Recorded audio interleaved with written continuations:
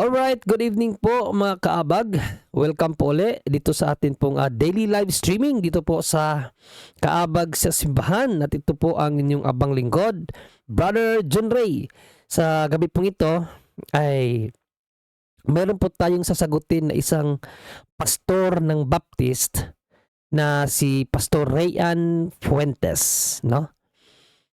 Isa po ito na isa sa mga kilalang debater ng Baptist Church, no? At talagang maligalig po talaga ito sa pagpapahayag ng kanilang doktrina, ng kanilang aral kahit mali-mali mga kapatid, no? So kahapon may nadaanan tayo sa atin pong news feed, no? Na kung saan tinira niya ang doktrina ng simbahang Katoliko, no, ang pagiging Immaculada Concepcion ng ating inang Berheng Maria. Kasi kahapon po, no, ay kapistahan po ng ating pong inang Berheng Maria sa kanyang pagiging Immaculada Concepcion, no? Every December 8 po ang kapistahan po na 'yan.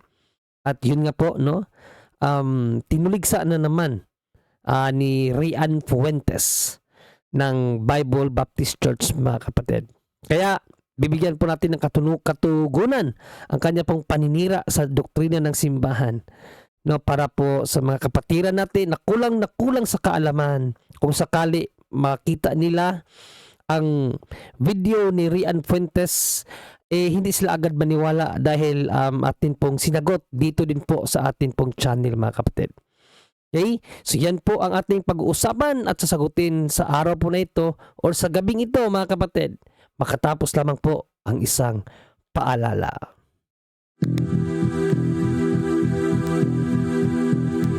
Dahil sa katotohanang ipinapangaral ng Santa Iglesia Katolika na hindi maitanggi ng mga protestante sa lungatang aral at bahayag ng mga pastor, ilalanta.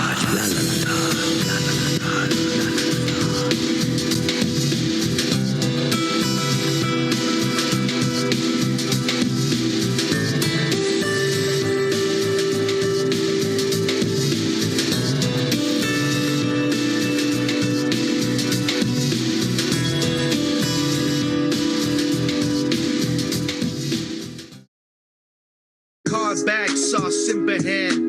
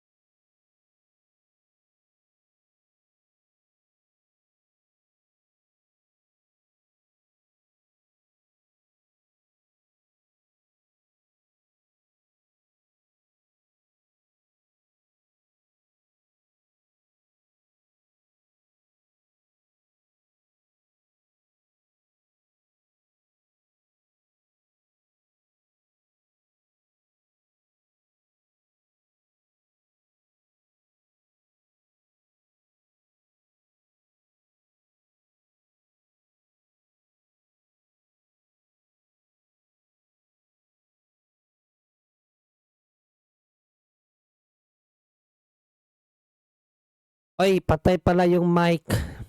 Pasensya.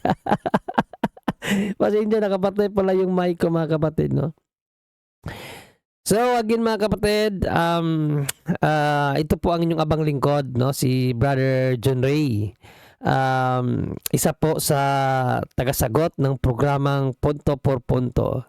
So sa mga bago pa lamang pong salta sa atin pong channel, inaanyayahan ko po kayo mga kapatid na tignan ang atin pong mga uploaded videos or mga live streaming, no, patungkol po sa pagpapahayag natin sa salita ng Diyos at sa katuruan ng simbahan.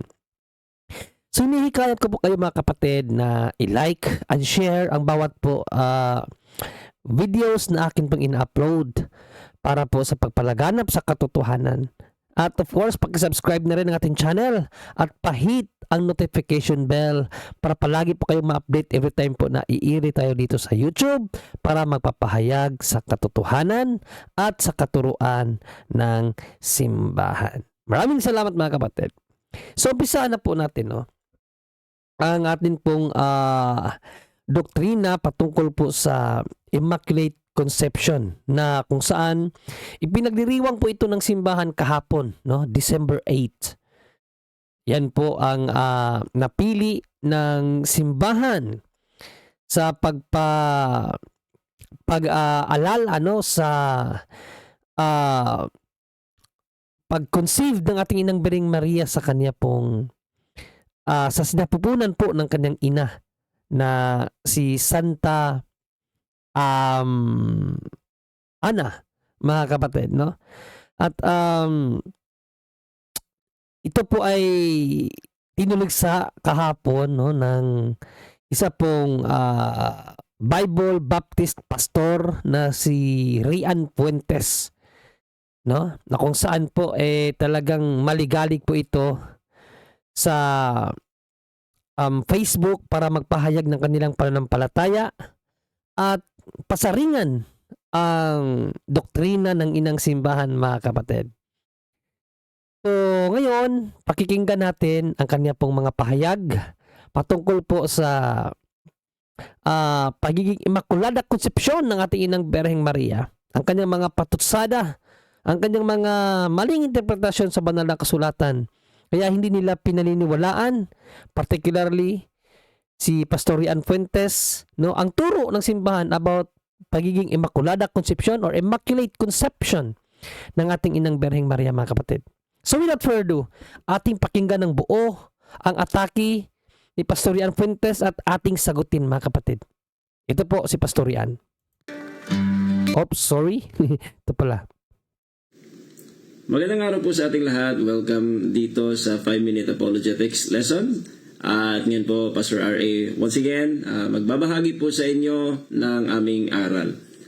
Ayon po again sa ating freedom of religion ay malaya po tayong magpahayag sa ating paniniwala. Kaya ngayong umaga nito, gusto ko pong ibahagi sa inyo kung bakit ang Bible Baptist Church ay hindi po naniniwala na si Maria po ay immaculately conceived o kaya walang nagawang kasalanan o kaya hindi nagkakasala sa tanang buhay po niya mula sa sinapupunan. Yan po ay kontra sa Biblia at hindi po yan mapapatunayan gamit ang Biblia. Once again, ang sabi po sa Roma 5:12, sabi po dyan, "Wherefore, as by one man sin entered into the world, and death by sin, and so death passed upon all men, for that all have sinned." Ayon din po sa Roma 3:23, "For all have sinned and come short of the glory of God."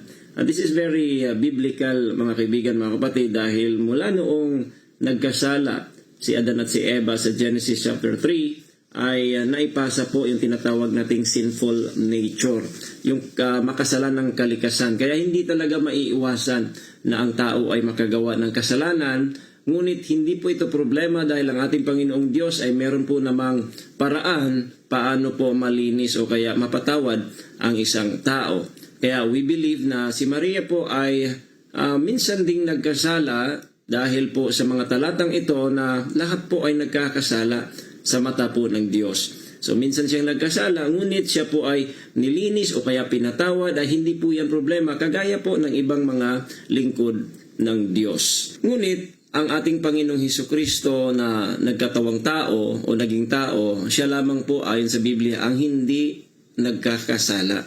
Dahil dito po sa 2 Korinto 5:21, sabi po dyan, "He hath made him to be sin for us who knew no sin."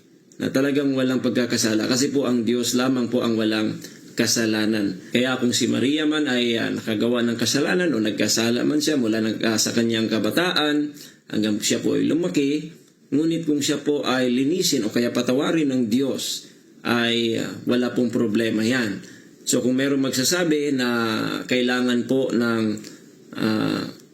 Maria na siya po ay walang kasalanan para po titirhan po siya ng ating Panginoong Hesukristo doon sa kanyang sinapupunan, ay hindi po yan supported ng Bible.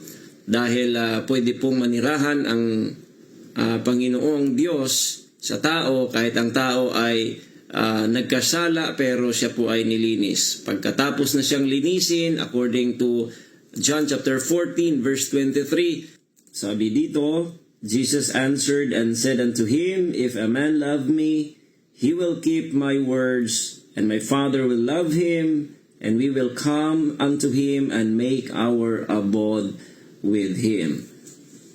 Sa Tagalog po ay gagawin namin siyang tirahan. Ayan, yung isang tao pwedeng maging tirahan ng Diyos kahit siya po ay nagkasala dati, ngunit pagka siya po ay linisin, ay hindi po problema na ang Diyos po ay manirahan sa Kanya. According to Ephesians 1:13, ang banal na Espiritu na siyang third person of the Trinity, ayon po sa talatang ito, in whom ye also trusted. After that ye heard the word of truth, the gospel of your salvation, in whom also after that ye believed, ye were sealed with that Holy Spirit of promise. Kaya gagawing tahanan ng third person of the Trinity na ang banal na Espiritu ang isang tao, siya po'y tatatakan nito pagkatapos na siya ay sumampalataya sa Ebanghelyo. Kaya mga kaibigan, mga kapatid, ating paniwala po ay lahat ng tao, maliban sa Panginoong Hesukristo na Diyos na nagkatawang tao, ay may pagkakasala, ngunit kung siya po ay sumampalataya sa ating Panginoon o Panginoong Diyos, Panginoong Hesukristo, siya po ay patatawarin at lilinisin kagaya po sa mga naunang mga tao. Dito din po ay ating babasahin ang Gawa 10:46. To him give all the prophets witness that through his name whosoever believeth in him shall receive a remission of sins. Yan po ang aming paniwala, mga kaibigan, mga kapatid. Sana po ay naunawaan po ninyo. At kung meron po kayong katanungan, ay you can message me. Follow for more lesson. Maraming salamat. Ayun mga kapatid, sabi niya sana daw ay maunawaan natin sila. Of course, naunawaan naman po natin sila. Dahil po sa kasalatan nila sa karunungan, sa salita ng Diyos, kaya kahit ano-ano na lamang po ang kanilang naiisip, ano-ano na lamang po ang kanila pong pinaniniwalaan na akala nila ay totoo at biblical, no? Tulad na lamang ng sinabi niya na hindi daw biblical ang turo ng simbahan about Immaculate Conception. Mga kapatid, no? Marahil yung term na Immaculate Conception ay hindi mo mababasa, no? Hindi naman po yan nangangahulugan na dahil hindi po nabasa, hindi na po yan totoo or hindi biblical, no? Parang ano lang din po yan, parang kanilang doktrina na once saved, always saved ba? Pero yung once saved, always saved kasi nila na doktrina, wala po talagang basihan yon. Ang daming contradiction sa Biblia niyan, no? Kaya wala po talaga yon. Pero pinaniniwalaan nila yon kahit wala pong literang mababasa. Ang Immaculate Conception po, mga kapatid, ay simbahan po ang nagbigay nito. No, based po syempre sa pagninilay ng simbahan sa katauhan po ng ating inang Birheng Maria, mga kapatid. No, pero ang mga realidad kung bakit itinuro ito ng simbahan ay biblical po yan, mga kapatid, no? So una, ang most common talaga na kanila pong ginagamit na talata, no? At ayun nga binanggit ni Pastor Ian, ang Romans 5:12, Romans 3:23, Romans 3:10, and Romans 6:23. Pero sa part ni Pastor Ian Fuentes, dalawang talata lang ang kanyang ginamit, no? Itong Romans 5:12 and Romans 3:23. Na ang atin pong mababasa dito, mga kapatid, kung atin pong babasahin, ito po ang ating mababasa, no? Sa Romans 5:12 kasi, ito po ang ating mababasa mga kapatid. Wherefore, as by one man sin entered into the world, and death by sin, and so death passed upon all men, for that all have sinned. Ano daw?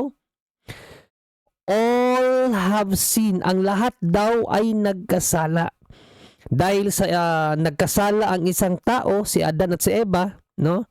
One man sin entered into the world, no? Dahil sa pagkasala ng unang tao sa mundo, ang lahat daw ay nagkasala. So sabi diyan, ang lahat ay nagkasala daw, no? At dito naman sa Romans 3:23, ito naman ang ating mababasa sa Romans 3:23. For all have sinned and come short of the glory of God, no? For all have sinned, no? Pag anuin nyo ng maigi itong salitang all, no? Kinakailangan maunawaan natin itong pagsabing all sa banal na kasulatan, mga kapatid, no? For all have sinned, so all, lahat daw. So dahil sinabing lahat, kasali si Inang Berheng Maria dyan, no? When we study biblical language, mga kapatid, no, make it sure na consistent tayo sa ating mga pag-uunawa, no? Kasi halimbawa, sinabi nila, all have sinned. So, kasi all, lahat nagkasala na. No? Kung sabaga, walang exempted kasi all nga eh. Pero sasabihin naman nila, tulad ni Pastor Yan, sinabi din niya na maliban kay Kristo, kasi si Kristo na Diyos lang talaga ang walang kasalanan. Pero tandaan natin, si Kristo na Diyos naging tao. Kung ilalahat natin, ang lahat ng tao ay nagkasala, isali na natin si Panginoong Hesukristo. Kasi lahat nga di ba? Pero hindi nila yan tatanggapin kasi iba daw si Panginoong Hesukristo, kasi si Panginoong Hesukristo, Diyos na nagkatawang tao. Pero hindi po yun ang hindi yun ang argumento no? Ano na lang po nila yan, alibay. No? Kasi sa kanila yung all, lahat na yon. Pero mayroong exempted sa kanila, si Panginoong Hesukristo. Kung tumatanggap para sila ng exempted or exemption, bakit si Panginoong Hesukristo lang? Di ba pwedeng isali natin ang ina ni Panginoong Hesukristo? Di ba mga kapatid? Kasi po, mga kapatid, sa Bible, ang salitang all, hindi po nangangahulugan na kalahatan po yan. No? Ibig po sabihin ng all sa Bible ay generally, no? Or di man po kaya ay majority. Yan po ang ibig sabihin ng all sa Bible. Kasi halimbawa, ito pong Romans 11:26, mga kapatid, no? Romans 11:26, ito po ang ating mababasa, no? Ginamit dito ang salitang all, no? Halimbawa ito, sabi din San Pablo, and so all Israel shall be saved. So lahat daw po ng mga Israelita, mga kapatid, ay maliligtas, no? All Israel shall be saved. Now, question natin, dahil sinabi ni Apostol Pablo na ang lahat ng Israelita, all Israel shall be saved, lahat ba ng mga Israelita talaga ay ligtas? Hindi ba?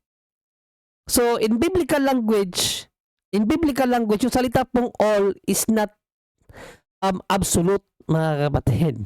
No? Ang ibig naman po sabihin ng all sa Bible is generally, no, or majority, not totality. Yan po ang ibig sabihin ng all sa Bible, no? Generally. So, in every general rule, there is always an exemption. Ang unang ang exempted dyan, si Panginoong Hesukristo. No? Binasa niya kaganina ang 1 Corinthians 5:21 na ito po ang ating mababasa. Mga kapatid. For He hath made Him to be sin for us, who know no sin. No sin daw si Panginoong Hesukristo ang tinutungkulan dito. That we might be made the righteousness of God in Him. So, mabasa dito na si Panginoong Hesukristo ay wala talagang kasalanan. Natural, no? Kasi siya ay Diyos na nagkatawang tao. Pero, wag naman po natin sabihin na si Panginoong Hesukristo lang. Bakit, mga kapatid? Saan ba nanggaling si Panginoong Hesukristo? No? Ang kaniyang pagkatao saan nanggaling? Of course, sa kanyang ina. Di ba? Kasi si Panginoong Kristo bilang Diyos, wala po siyang laman, wala siyang buto, wala siyang dugo. Okay? So ang laman ng ating Panginoong Kristo, ang kanyang buto at dugo, nagmula po yan sa kanyang ina na si Inang Berhing Maria. No? Lalong-lalo na po ang kanyang dugo kasi ang dugo ang ginamit pantubos sa ating mga kasalanan. No? In 1 Peter mga kapatid, 1 Peter 1:19, ito po ang ating mababasa mga kapatid. But with the precious blood of Christ as of a lamb, without blemish and without spot. No? So ang dugo daw ng ating Panginoong Kristo ay walang kulubot at walang kapintasan, mga kapatid. Ibig sabihin, immaculate ang dugo ng ating Panginoong Kristo. Question, saan ba nagmula ang dugo ng ating Panginoong Kristo na walang kulubot, no? Walang kapintasan, walang kasalanan? Saan niya nakuha yan? Saan niya namana yan, mga kapatid? Of course, wala pong iba sa kanyang ina. No? At kung pinaniniwalaan ng mga protestante, lalong-lalo na si Pastorian, na si Panginoong Kristo ay walang kasalanan, mga kapatid, ano po ba ang wika ng banal na kasulatan? No? Dito po sa Job, mga kapatid, 14:4, sa isa pong translation na Good News Bible, ito po ang ating mababasa. Nothing clean can ever come from anything as unclean as human beings. Ano daw? Nothing clean, no, can ever come from anything as unclean as human beings. Na kung sa Tagalog pa, walang malinis na nagmumula sa marumi. No? Kung pinaniniwalaan nila na ang dugo ng ating Panginoong Kristo ay malinis, walang dungis, walang kapintasan, walang kasalanan. So ang question, meron bang malinis na nagmumula sa marumi? Of course, ang sagot dyan mga kapatid, logically, wala. Di ba? Wala pong malinis na nagmula sa marumi. Ngayon, kung wala palang malinis na nagmula sa marumi, saan nanggaling si Panginoong Kristo? Kay Inang Birheng Maria. Di ba? So therefore, ang kanyang pinanggalingan, malinis din mga kapatid. Kaya nga, ang sabi ni Apostol Peter sa 1 Peter 1:19 na binasa natin kaganina, ang dugo ng ating Panginoong Kristo, no, ay walang kapintasan. Ibig sabihin po, immaculate ang kanyang dugo. Again, kanino ba namana ng ating Panginoong Kristo ang kanyang dugo, mga kapatid? Of course, sa kanyang ina, si Inang Birheng Maria, mga kapatid. Yan po ang hindi kayang abutin sa pag-iisip ng mga protestanteng tumutuligsa o tumututo sa doktrina ng simbahan about Immaculate Conception. Lalong-lalo na si Pastorian, mga kapatid. Okay? So again, no, sa kanilang unang argumento, mga kapatid, para matutunan nyo, no, yung pong pagkasabi na all have sinned or ang lahat ay nagkasala, in biblical language, yung salitang all does not mean totality. No? Meaning naman po ng all sa biblical perspective is generally or majority, mga kapatid. Kasi kung i-absolute natin ang salitang all, problematic kasi sa Romans 11:26, ang sabi ni St. Paul, all Israel shall be saved. No? So kung lahat ng Israel or Israelita ay maligtas, sabi ni Paul, bakit ang dami na impyerno?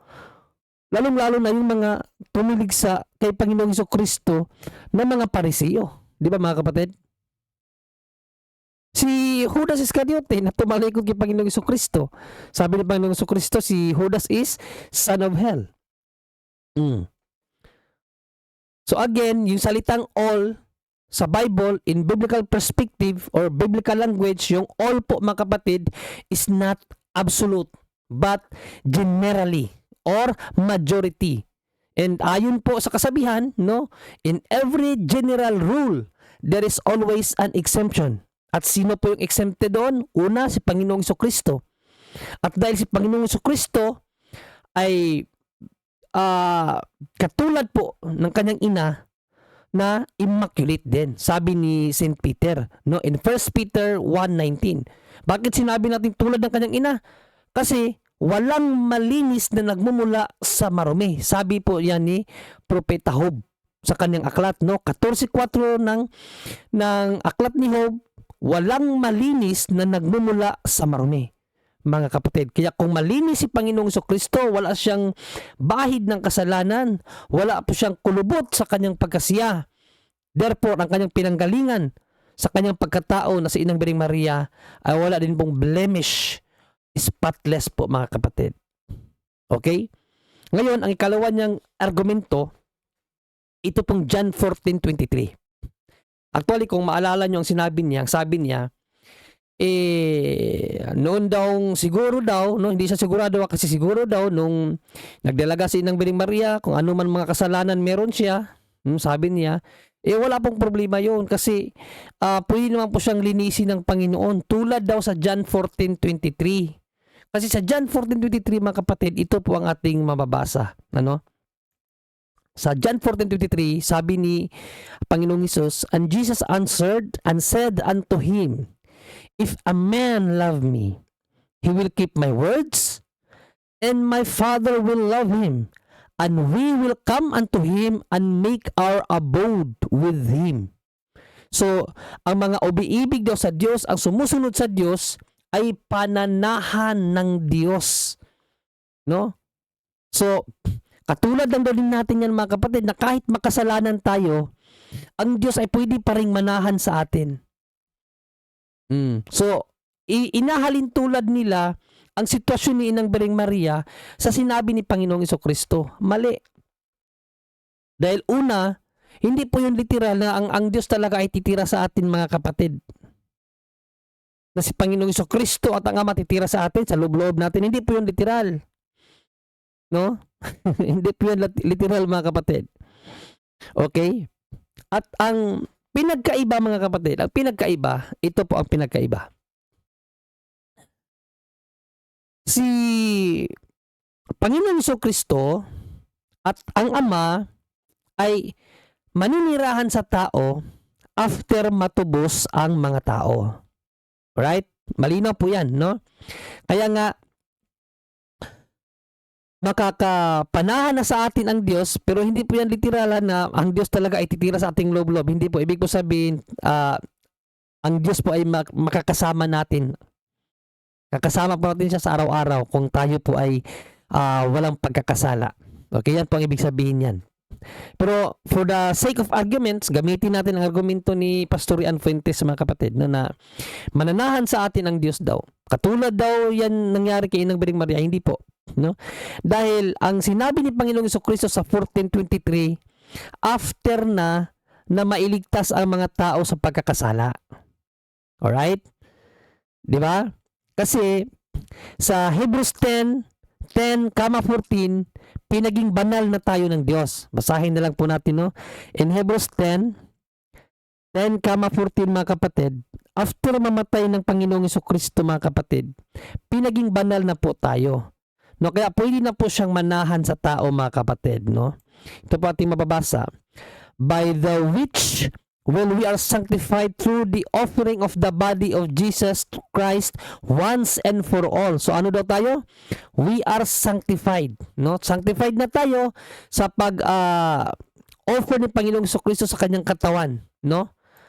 At sa 14, kung ididiktar din sa 14, for by one offering he hath perfected forever them that are sanctified. So we are perfected na mga kapatid. Ibig sabihin, we are justified, no? Sa pamamagitan po ng kamatayan ng ating Panginoong Jesucristo sa krus.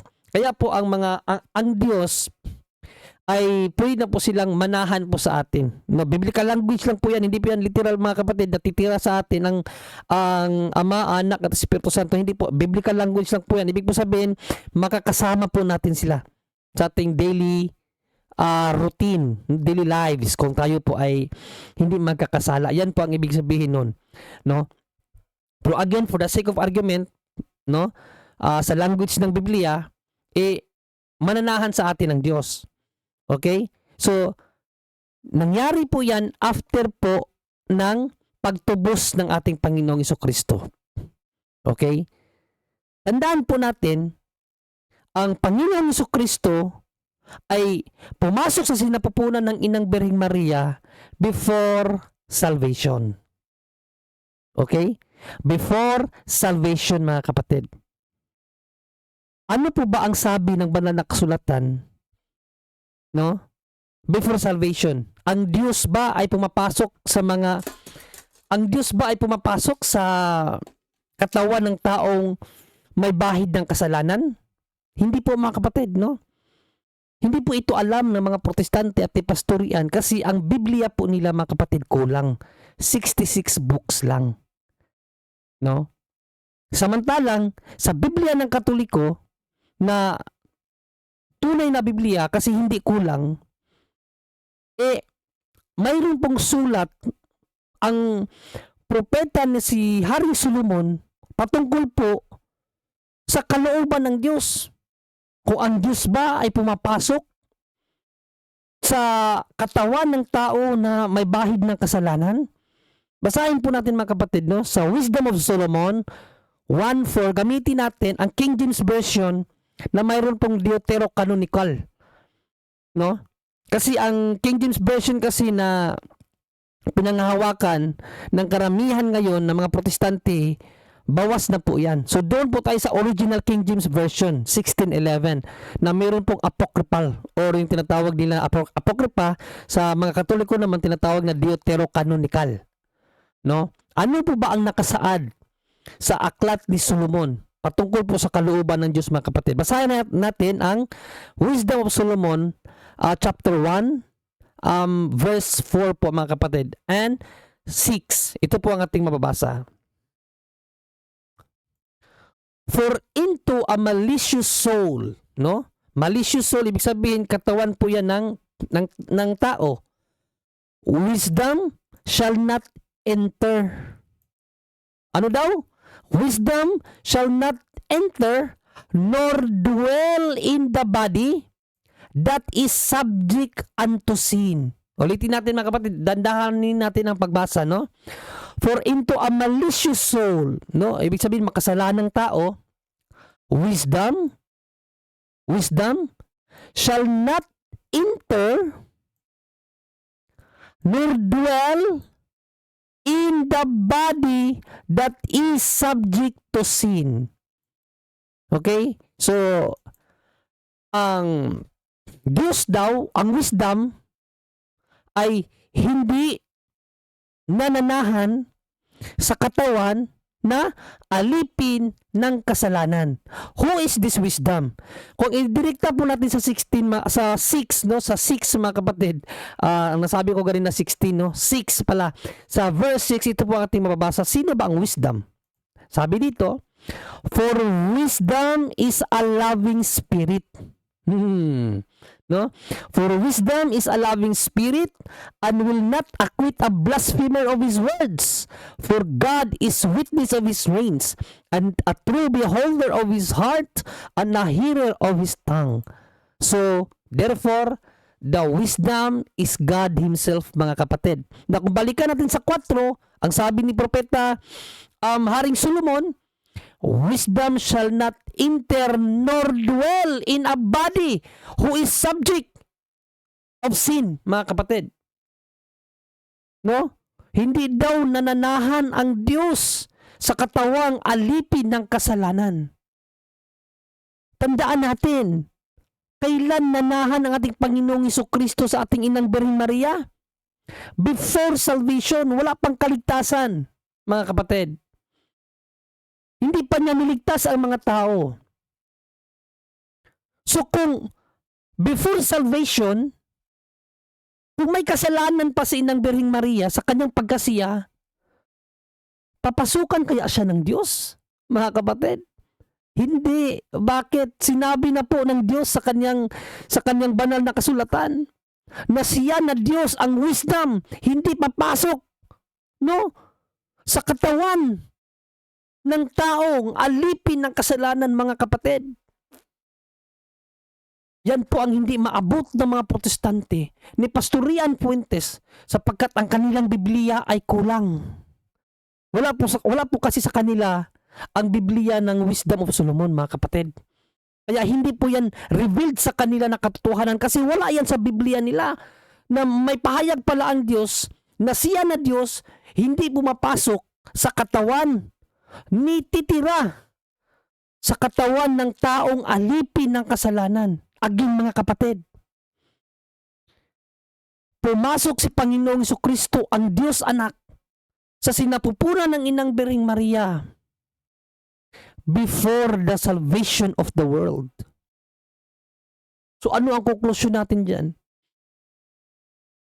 If Christ, the Son of God, enter or dwell into the womb of her mother before salvation, so therefore, Mother Mary is immaculate, mga kapatid.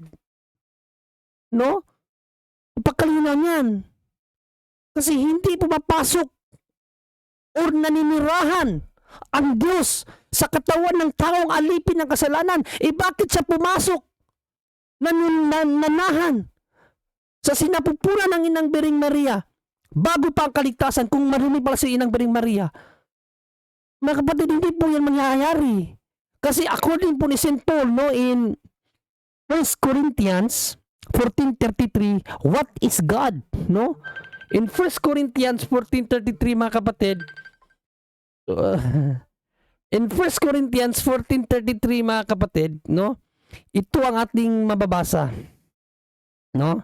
Basahin natin ang in 1 Corinthians 14:33. Sabi po ni St. Paul dito, for God is not the author of confusion.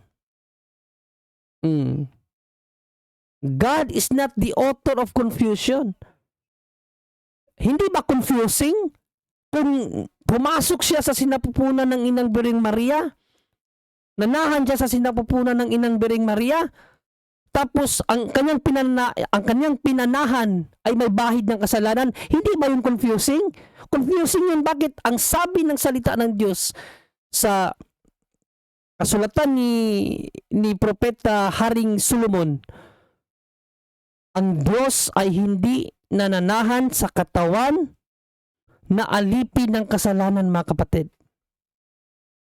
If we believe that the Bible is true words of God, mga kapatid, maniwala tayo na wala po talagang bahid ng kasalanan si Inang Birheng Maria. Kasi kung may bahid pa siya ng kasalanan, hindi mangyayari na papasukan siya ng Diyos para kanyang dalhin, mga kapatid. No? Ang John 14:23, after the salvation na po yan. At hindi po yan literal. No? Samantala, si Panginoong Jesucristo nung pumasok siya kay Inang Birheng Maria, literal po na persona ang pumasok, kaya nga nagbuntis eh. Nabuntis si Inang Birheng Maria nung pinasukan siya ng Diyos Anak. Yung 14:23 ng John na kiniklaim ng mga Bible Baptist na pinasukan sila ng Diyos, na nabuntis ba silang lahat? Kaya nga hindi po yung literal, mga kapatid. No? So, talagang hindi lang po talaga nila totally nauunawaan ang banal na kasulatan, mga kapatid. No? Yan po ang katotohanan. Again, ulitin lang po natin, no, bago natin tapusin, ang John 5:12 and Romans 5:12 and Romans 3:23 na may sinabi po doon, all have sinned. No? Ang biblical language po sa salitang all, meaning is not totality. No? Only generally. Kasi again, in Romans 11:26, St. Paul says that all Israel shall be saved. So, yung word na all does not mean in totality kasi hindi naman po lahat ng Israelita talaga naligtas. So, yun po ang unang argumento. Ang pangalawang argumento, si Panginoong Jesucristo lang daw ang exemption sa all. Hindi po. No? Kasi kung exempted pala si Panginoong Jesucristo sa pagiging marumi, so malinis din ang kanyang pinanggalingan na si Inang Birheng Maria, kasi according po sa kasulatan no, sa Job 14:4, walang marumi, walang malinis na nagmumula sa marumi. So kung malinis si Panginoong Jesucristo, imposible na marumi ang kanyang pinanggalingan. At pangatlong argumento naman, ang sabi ni Rian Fuentes, parehas lang daw po sa atin na tayo na makasalanan, nanahan pa rin ang Diyos sa atin kahit na makasalanan tayo. Hindi po pwede yun. Kasi ang sitwasyon sa John 14:23, after salvation po ang ibig sabihin yan. No? Kaya pwede nang manahan ng Diyos sa atin kasi natapos na niyang tubusin ang mga tao. Sa part ng ating Inang Birheng Maria, mga kapatid, before salvation po yun. No? Hindi pa itinubos ng Panginoong Jesucristo ang buong mundo, nanahan na siya kay Inang Birheng Maria. At before salvation, ayon po sa Diyos, siya na Diyos ay hindi nananahan sa katawan ng tao na alipin ng kasalanan. So kung nanahan siya kay Inang Birheng Maria before the salvation of the world, therefore, Mother Mary is immaculate, mga kapatid. Okay? So yun lang po ang akin pong i-share sa gabing ito. Maraming salamat at naway natuto po kayo sa atin pong pagsagot sa tuligsa po ng isang Bible Baptist pastor na si Pastor Rian Fuentes. Maraming salamat, mga kapatid.